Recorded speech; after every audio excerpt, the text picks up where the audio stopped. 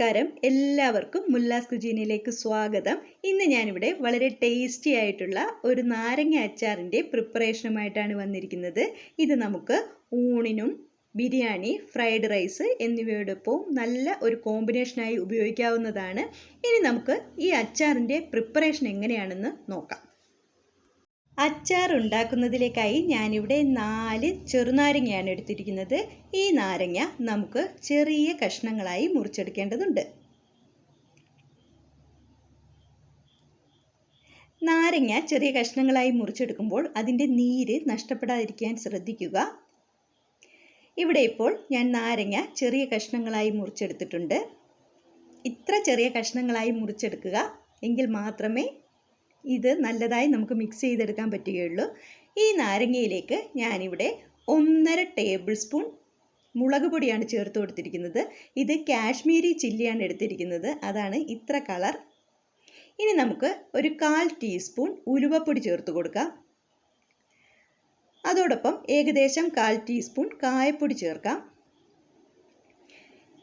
ഇതിലേക്ക് ഞാനിവിടെ 1 ടീസ്പൂൺ ഉപ്പാണ് ചേർത്ത് കൊടുക്കുന്നത്. അടുത്തതായി നമുക്ക് ഒരു 1/2 ടീസ്പൂൺ പഞ്ചസാര ചേർക്കാം.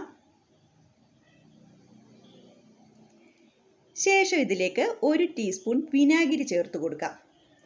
ഇനി അടുത്തതായി നമുക്ക് ഇത് നന്നായി മിക്സ് ചെയ്തെടുക്കണം. മിക്സിങ്ങിലാണ് ഈ അച്ചാറിൻ്റെ ടേസ്റ്റ്.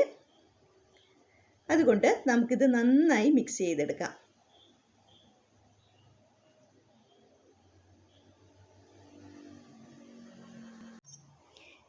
ഇവിടെ ഇപ്പോൾ നമ്മുടെ നാരങ്ങ അച്ചാർ നന്നായി മിക്സ് ചെയ്തെടുത്തിട്ടുണ്ട്. ഇവിടെ ശ്രദ്ധിക്കേണ്ട കാര്യം, ഞാനിവിടെ 1 ടീസ്പൂൺ ഉപ്പേ ചേർത്തിട്ടുള്ളൂ. ഉപ്പ് അവരവരുടെ ടേസ്റ്റിനനുസരിച്ച് അളവ് കൂട്ടാം. തയ്യാറാക്കിയതിന് ശേഷം ഈ അച്ചാർ നമുക്ക് എയർ ടൈറ്റ് കണ്ടെയ്നറുകളിലാക്കി 1-2 ദിവസം പുറത്തു വെച്ചതിന് ശേഷം ഫ്രിഡ്ജിൽ സൂക്ഷിക്കാവുന്നതാണ്.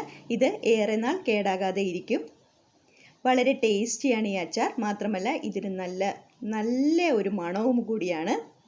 എല്ലാവരും ഈ അച്ചാർ ഒന്ന് ട്രൈ ചെയ്ത് നോക്കണം. ഇതിൽ നമ്മൾ എണ്ണയൊന്നും ചേർക്കുന്നില്ല.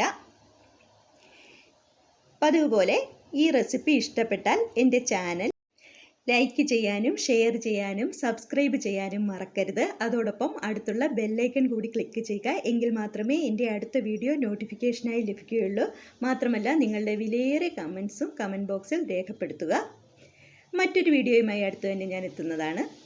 Thanks for watching my video. Thank you.